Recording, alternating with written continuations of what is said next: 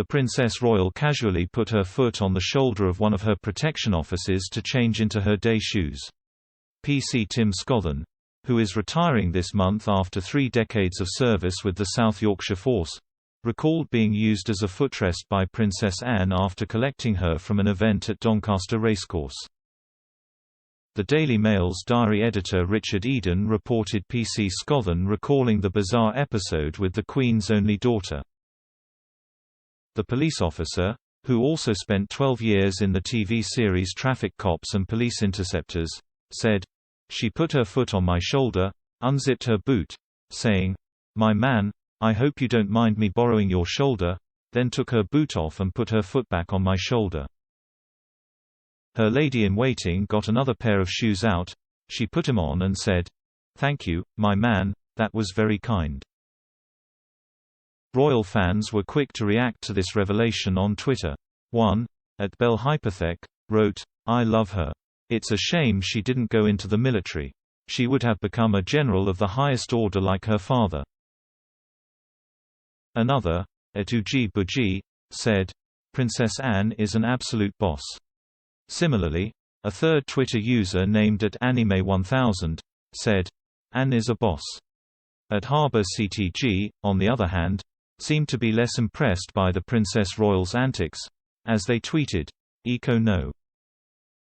Much like his mother, Princess Anne dedicated her whole life to serving the country and the crown. Unlike Prince Charles, the Princess Royal did not attend university and, shortly after turning 18, started taking on royal duties. One of the first roles she embraced was as president of Save the Children, a connection she still retains 5 decades later. The royal also made a name for herself as an equestrian, and in 1976 became the first ever member of the royal family to take part in the Olympics. Over the past years, Princess Anne has constantly been counted among the hardest-working royals when considering the number of days she worked and the amount of engagements she undertook over a 12-month period. Anne stunned royal aides and fans alike for packing in more than 20 engagements in 4 days and not taking a single evening off to enjoy with her husband Sir Timothy Lawrence, who was also in attendance.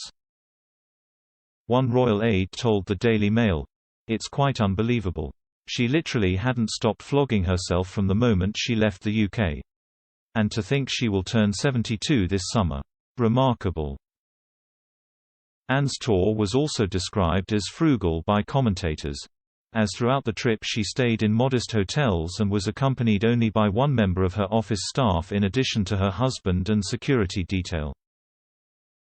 Following her return from Oceania, Anne returned under the spotlight again as she carried out her first joint engagement with Kate, Duchess of Cambridge.